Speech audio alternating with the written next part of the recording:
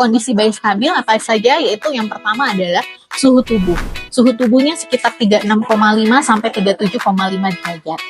Kemudian dari segi pernapasan, tidak terdapat pernapasan cuping hidung atau pernapasannya normal sekitar 40 sampai 60 kali per menit. Kemudian dari segi warna kulit bayi kemerahan atau tidak sianosis.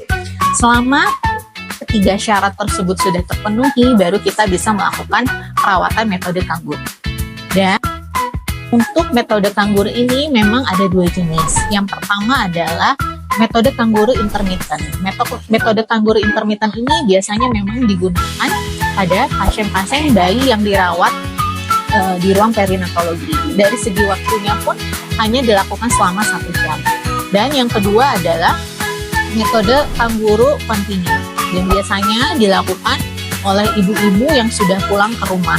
Bisa dilakukan setiap hari, baik siang maupun malam.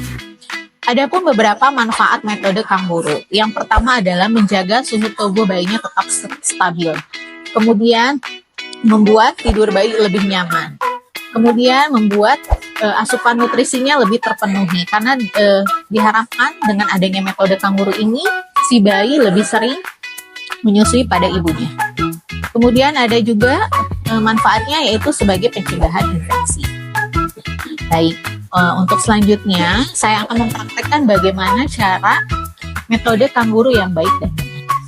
Untuk alat-alatnya, yang pertama yang digunakan adalah kain untuk metode kangguru.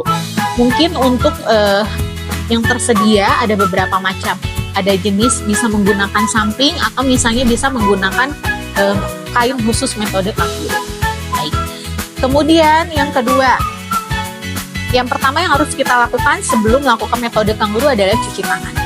Cuci tangan merupakan hal pertama atau pencegahan pertama terhadap bayi prematur. Karena memang seperti kita ketahui, bayi prematur ini memang sangat rentan terjadinya infeksi. Jadi usahakan sebelum kita memegang bayi, sebelum kita melakukan metode kangguru, usahakan kita melakukan cuci tangan terlebih dahulu. Setelah cuci tangan, kita pastikan kondisi bayinya stabil. Stabil apa saja? Yang pertama adalah dari suhu. Suhunya 36,5 sampai 37,5 derajat. Kemudian dari segi pernapasan. Pernapasannya sekitar 40 sampai 60 kali per menit. Dan yang ketiga, kita bisa lihat dari warna kulit, apakah kemerahan atau sianosis.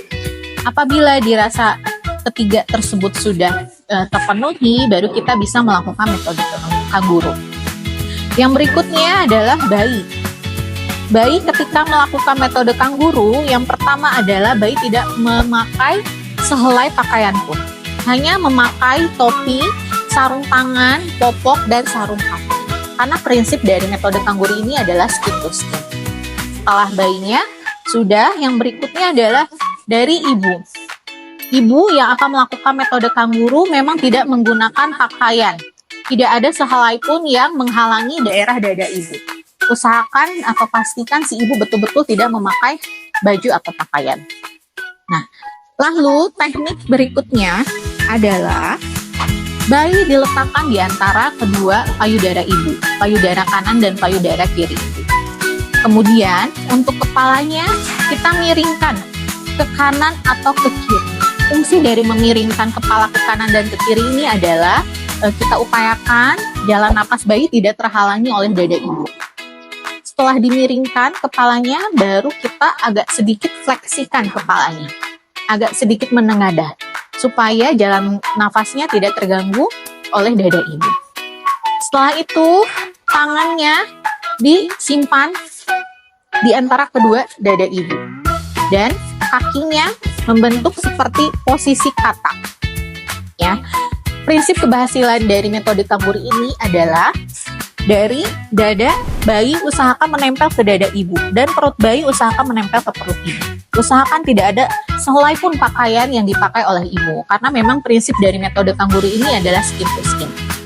Setelah itu, kita bisa menggunakan kain untuk metode kangguru.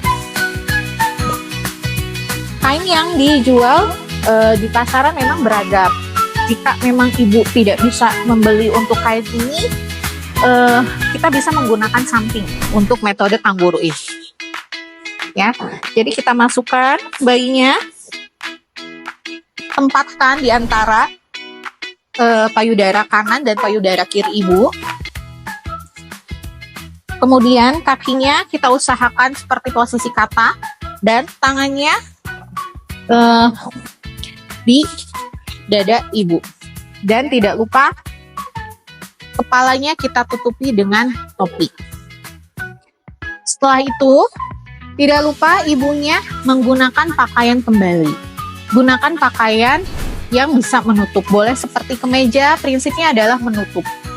Jika ibunya memiliki pakaian metode kangguru, bisa dipakai. Tapi jika tidak ada, ibunya boleh menggunakan kemeja. Kemudian setelah itu, jika ibunya ingin menutup kembali atau menyelimiti bayinya, juga diperbolehkan. Nah, untuk ibu-ibu mohon diperhatikan ketika bayi sudah melakukan metode kangguru ini, mohon juga dipantau dari segi suhunya 36,5 sampai 37,5, kemudian dari pernapasannya sekitar 40 sampai 60 kali per menit, dan dari warna. Jika ditemukan tanda-tanda salah satu tanda-tanda tersebut, maka segera dibawa ke fasilitas kesehatan.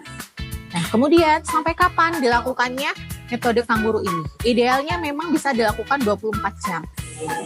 Untuk idealnya, tapi jika kita menemukan tanda-tanda bahwa si bayi sudah tidak nyaman dengan memberikan isyarat bayinya terus bergerak atau menangis terus menerus atau terlihat tidak nyaman, kita bisa menghentikan si metode kangguru ini. Nah, untuk ibu-ibu semua, metode kangguru ini tidak hanya bisa dilakukan oleh ibunya saja, tapi bisa dilakukan oleh ayahnya atau neneknya, bisa digantikan. Prinsipnya adalah skin to skin. Jadi, khusus untuk ayahnya, mohon diperhatikan kebersihan. Jangan sampai ayahnya setelah merokok tidak membersihkan dirinya, tidak berseka diri, langsung melakukan metode kangguru ini.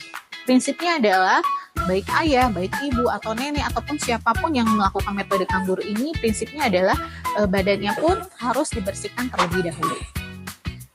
Untuk ibu-ibu semua, jika dirasa ada tanda-tanda bahaya seperti bayi kuning, letargi atau lemas, kemudian terlihat tanda-tanda infeksi, suhu badan di bawah 36,5 atau di atas 37,5, atau misalnya nafasnya lebih dari 60 kali per menit, ya, mohon dibawa ke fasilitas kesehatan. Kemudian sampai kapan metode kangguru ini bisa dilakukan? Metode kangguru ini bisa dilakukan sampai dirasa berat bayi cukup. Ya, normalnya berat bayi adalah sekitar 2.500. Baik, mungkin cukup sekian informasi yang bisa saya sampaikan. Semoga video ini bisa bermanfaat dan bisa diaplikasikan kepada bayi-bayi prematur. Terima kasih.